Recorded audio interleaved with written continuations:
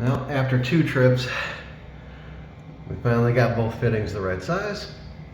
And now is the moment of truth. Scared.